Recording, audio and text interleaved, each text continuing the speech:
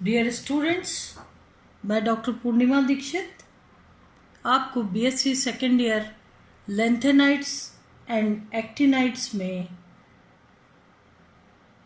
Lanthanide contraction पढ़ाने जा रही हूँ। लेंथेनाइट कॉन्ट्रैक्शन या लेंथेनाइट संकुचन से आप क्या समझते हैं? संकुचन यानी आकार में छोटा होना, संकुचित होना। लेंथेनाइट श्रृंखला में परमाणु संख्या बढ़ने के साथ साथ लेंथेनम से लुटेशियम या हम माने तो लेंथेनम 3+ से लुटेशियम 3+ आयन तक आकार में निरंतर कमी आती है। यह कमी जो है लेंथेनाइट संकुचन कहलाती है। लेंथेनाइट 57 से लेंथेनाइट सीरीज शुरू होती है। पहला मेंबर है सीरियम और अंतिम है ल्यूटेशियम। तो लेंथेनम के बाद सीरियम से लेके अगर ल्यूटेशियम तक देखें तो लेंथेनम से लेके ल्यूटेशियम तक आकार में कमी आती है। लेकिन यदि 3+ आयन को देखा जाए तो 3+ आयन में लगातार नियमित रूप से कमी आती है, जबकि सिर्फ अगर परमाणुवीय त्रिज्या को देखा जाए तो ये नियमित नहीं होती। यह कमी लेंथेनाइट संकुचन कहलाती है। परमाणुवीय एवं आयनिक त्रिज्याओं के मान से निम्न स्थिति या तथ्य स्पष्ट होते हैं। त्रिज्या में संकुचन बहुत कम होता है। अगर लेफ्ट टू राइट यानी सीरियम से लेके ल्यूटेशियम तक चलें तो त्रिज्या में संकुचन बहुत ही कम होता है, लेकिन कम होता है, इसीलिए हम इन्हें लेंथेनाइट कॉन्ट्रैक्शन या संकुचन कहते हैं। ये जो संकुचन है नियमित नहीं होता है। आयनिक त्रिज्या में परिवर्तन निरंतर होता है। आयनिक त्रिज्या में संकुचन होता है। अगर देखा जाए तो परमाणु त्रिज्या में संकुचन कम होता है या परमाणु त्रिज्या में कम संकुचन को इलेक्ट्रॉनिक विन्यास के आधार पर समझाया जा सकता है। लेंथेनाइडों का इलेक्ट्रॉनिक विन्यास जो होता है वो आपने पढ़ा है ज़ेनॉन, और इसके बाद ज़ेनॉन के बाद लेंथेनम पे जो विन्यास है वो हो जाता है डी कक्षक में। लेंथेनम में 1 इलेक्ट्रॉन आता है और एस कक्षक में 6s कक्षक में जो है 2 इलेक्ट्रॉन होने के बाद तो ये हो जाता है 6s2 5d1 और 4f0। ये विन्यास होता है लेंथेनम 57 का। इसके पश्चात सीरियम आता है। सीरियम का विन्यास क्या हो जाता है? ये तो लेंथेनम का हो गया। इसके पश्चात अगर सीरियम के विन्यास को देखें तो ज़ेनॉन 4f2 5d0 6s2, ये विन्यास जो है ये सीरियम का हो जाता है। तो लेंथेनाइडों में का इलेक्ट्रॉनिक विन्यास ज़ेनॉन 4fn यानी 1 से लेके 14 तक एक इलेक्ट्रॉन भरते रहते हैं। 5s2 5p6 ये विन्यास होता है। और अभी आपने मैग्नेटिक प्रॉपर्टीज में भी पढ़ा था कि 5s2 और 5p6 के द्वारा जो f कक्षक के इलेक्ट्रॉन्स हैं वो परिरक्षित होते हैं, शील्डेड होते हैं। तो 4f में 1 से लेकर 14 तक इलेक्ट्रॉन भरे होते हैं। 5d कक्षक और 4f कक्षक ऊर्जा में इतने पास होते हैं कि इलेक्ट्रॉन कभी इसमें और कभी उसमें चले जाते हैं और अंत में 6s2 कॉन्फ़िगरेशन होता है। s कक्षक का कॉन्फ़िगरेशन 6s2 है। इस श्रेणी में आगे बढ़ते जाने पर एक 4f इलेक्ट्रॉन में वृद्धि होती है, साथ ही एक इकाई नाभिकीय आवेश भी बढ़ता है। आने वाला इलेक्ट्रॉन n-2 कोश में जुड़ता है। आप जानते हैं 4f कक्षक जो हैं ये 5d कक्षक इसके पश्चात होते हैं और 6s कक्षक होते हैं, इसलिए n-2f कक्षक कहा जाता है। तो 4f इलेक्ट्रॉन में वृद्धि होती है, साथ ही एक इकाई नाभिकीय आवेश भी बढ़ता है।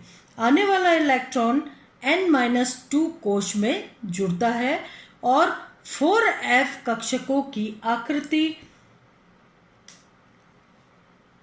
4f कक्षकों की आकृति या दिशा विशिष्टता ऐसी होती है कि 4f में जो इलेक्ट्रॉन है स्वयं तथा अन्य इलेक्ट्रॉन का नाभिकीय आवेश से पूर्णतः परिरक्षण नहीं कर पाते हैं। फलतः लैंथेनाइडों में इलेक्ट्रॉन की संख्या में वृद्धि से प्रतिकर्षण में बढ़ोतरी नाभिकीय आवेश में वृद्धि के प्रभाव को पूर्णतः संतुलित करने में असमर्थ रहती है। जो नाभिकीय आवेश है और f कक्षक के इलेक्ट्रॉन जो शील्ड हो रहे हैं, इन दोनों को अगर देखा जाए तो नाभिकीय आवेश का मान बढ़ता जाता है, इसलिए f कक्षक संकुचित होते जाते हैं या अंदर आते जाते हैं, नाभिकों के द्वारा अधिक आकर्षित होने लगते हैं और यही कारण है कि आकार में कमी होती है। तो इलेक्ट्रॉन की संख्या में वृद्धि से प्रतिकर्षण में बढ़ोतरी नाभिकीय आवेश में वृद्धि के प्रभाव को पूर्णतः संतुलित करने में असमर्थ रहती है। परिणाम स्वरूप प्रभावी नाभिकीय आवेश थोड़ा थोड़ा बढ़ता चला जाता है और इलेक्ट्रॉन नाभिक की तरफ खिंचते जाते हैं तथा प्रत्येक परमाणु व आयन अपने पूर्ववर्ती की तुलना में कुछ संकुचित हो जाते हैं। सभी परमाणुओं का सम्मिलित संकुचन ही लैंथेनाइड कॉन्ट्रैक्शन कहलाता है। यूरोपियम 63 व यूटर्बियम 70। आप देखिए यूरोपियम 63 और जो है यूटर्बियम 70 के लिए परमाणुई त्रिज्या का मान बहुत अधिक है। यूरोपियम व यूटर्बियम में 2 इलेक्ट्रॉन त्यागने पर स्थायी F7 अर्धपूरित व स्थायी F14 पूर्ण भरे कक्षक बनते हैं। इस प्रकार यह +2 स्थायी ऑक्सीकरण अवस्था प्रदर्शित करते हैं। यदि हम यूरोपियम का केस देखें तो आप जानते हैं कि इसका विन्यास होगा ज़ेनॉन 4f7 5d0 6s2। अगर 2 इलेक्ट्रॉन निकल जाए +2 ऑक्सीकरण अवस्था में ज़ेनॉन का जो विन्यास है वो इसका जो आकार है उसमें अचानक ही वृद्धि होगी, क्योंकि +2 आयन और बाकी सभी +3 आयन के लिए जो एटॉमिक रेडियस दिया गया है, +2 आयन के केस में नाभिक बाह्य इलेक्ट्रॉन को अधिक आकर्षित नहीं कर पा रहा है। किससे तुलना कर रहे हैं? +3 से। इसलिए अचानक ही यूरोपियम में रेडियस का मान अधिक हो गया और वही बात इटरबियम के केस में है। इटरबियम का जो विन्यास है वो है 4F14 5D0 और 6S2। ऐसी कंडीशन में जो है 4F14 +2 ऑक्सीकरण अवस्था अधिक स्थायी होगी, और हम तुलना कर रहे हैं +3 से, इसलिए अचानक ही एटॉमिक रेडियस का मान बढ़ गया। तो यूरोपियम व इटरबियम में 2 इलेक्ट्रॉन त्यागने पर स्थायी F7 व अर्धपूरी, ये जो है F7 ये अर्धपूरित है, और स्थायी F14 पूर्ण रूप से भरे कक्षक बनते हैं, और इस प्रकार यह +2 स्थायी ऑक्सीकरण अवस्था प्रदर्शित करते हैं, जबकि बाकी सभी लैंथेनाइड +3 स्थायी ऑक्सीकरण अवस्था प्रदर्शित करते हैं। अतः यह निष्कर्ष निकलता है कि जहां बंध बनाने में सभी लैंथेनाइड 3 इलेक्ट्रॉन का योगदान करते हैं, वहीं यूरोपियम और इटरबियम 2 इलेक्ट्रॉनों का ही योगदान करते हैं, और इसीलिए परमाणुीय त्रिज्याओं का मान असाधारण रूप से जो है अधिक होता है, जबकि सीरियम परमाणुीय त्रिज्या का मान निकटवर्ती पर्सियोडाइमियम से कम होता है। क्यों होता है? क्योंकि सीरियम जो है +4 ऑक्सीकरण अवस्था, यानी कि क्या होगा, सीरियम में चारों ही इलेक्ट्रॉन निकल जाएंगे, F0 विन्यास होगा, अधिक स्थायी विन्यास होगा, और चारों इलेक्ट्रॉन के निकल जाने से सीरियम की जो +4 ऑक्सीकरण अवस्था में इसका आकार और अधिक संकुचित हो जाएगा। इसलिए सीरियम की जो त्रिज्या है वो पर्सियोडाइमियम से बहुत कम है। तो सीरियम की परमाणुीय त्रिज्या का मान निकटवर्ती दोनों तत्वों की त्रिज्याओं से कम है, अगर इधर भी देखा जाए और इधर भी देखा जाए। चूंकि सीरियम 4 इलेक्ट्रॉन त्यागने के पश्चात स्थायी F0 विन्यास ग्रहण करता है, इसलिए सीरियम की +4 ऑक्सीकरण अवस्था +3 से अधिक स्थायी है। सीरियम के केस में +4 ऑक्सीकरण अवस्था अधिक स्थायी ऑक्सीकरण अवस्था होती है, क्योंकि इस कंडीशन में इसका F0 या 4F0 विन्यास होता है। अतः धात्विक बंध बनने में सीरियम 4 इलेक्ट्रॉनों का योगदान देता है, जिससे इसकी परमाणु त्रिज्या का मान समीपवर्ती लैंथेनाइडों की तुलना में कम हो जाता है। लैंथेनाइडों की धात्विक बंध की प्रकृति में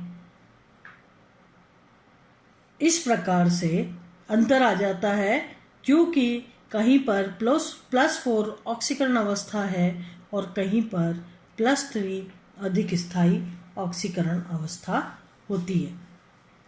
लैंथेनाइडों के अधिक क्रियाशील होने के कारण उनका अध्ययन विलयन या यौगिकों के रूप में किया जाता है। अतः इनकी परमाणुीय त्रिज्या से ज्यादा महत्व इनकी आयनिक त्रिज्याओं का होता है।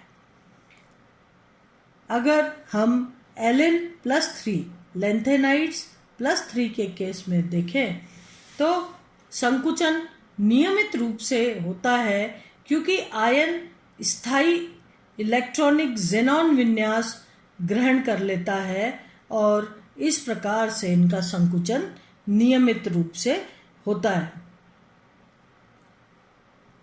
अगर लैंथेनाइड संकुचन के परिणामों को देखा जाए कि लैंथेनाइड संकुचन का क्या परिणाम होता है, तो आश्चर्य होगा कि लैंथेनाइडों में बहुत अधिक समानता इसीलिए पाई जाती है क्योंकि ये आकार में संकुचन के कारण करीब करीब बराबर होते हैं। लेफ्ट टू राइट थोड़ा थोड़ा संकुचन होता जाता है, तो लैंथेनाइडों में बहुत अधिक समानता होती है।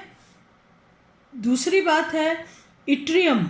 इट्रियम आप जानते हैं स्कैंडियम के नीचे आता है इट्रियम और इट्रियम के नीचे लैंथेनम। तो इट्रियम निश्चित रूप से लैंथेनम से आकार में छोटा होता है और स्कैंडियम से आकार में बड़ा होता है। तो इट्रियम जो है भारी लैंथेनाइडों के साथ पाया जाता है। क्या कारण है कि जब लैंथेनाइड संकुचन होने के पश्चात जो यहाँ इर्बियम, थूलियम, होल्मियम, टर्बियम ये आकार में इतने छोटे हो जाते हैं कि इनका आकार इट्रियम के बराबर होता है। तो भारी लैंथेनाइडों के साथ इट्रियम पाए जाते हैं और लैंथेनाइड संकुचन के कारण इनके आकार में इतना कम अंतर होता है कि ये गुणों में अत्यधिक समानता प्रदर्शित करते हैं। इनका जलीय रसायन भी एक जैसा होता है। अधिक समानता के कारण आयन विनिमय तथा क्रोमेटोग्राफी आदि विधियों से पहले इनका पृथक्करण मुश्किल था। देखा जाए तो लैंथेनाइड संकुचन के कारण लैंथेनम से ल्यूटेशियम तक आयनन विभवों के मान बढ़ते जाते हैं। आप जानते हैं अगर अंतिम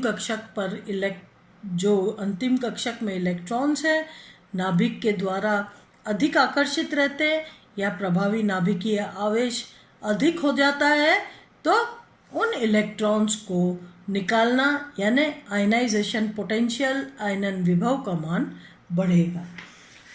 इट्रियम जो कि वर्ग में लैंथेनम के ऊपर आता है, मैंने आपको बताया परमाणुवी आकार लैंथेनम से कम होता है इसका, परंतु लैंथेनाइड संकुचन के कारण होल्मियम 3+ की आयनिक त्रिज्या इट्रियम 3+ की त्रिज्या से लगभग समान हो जाती है।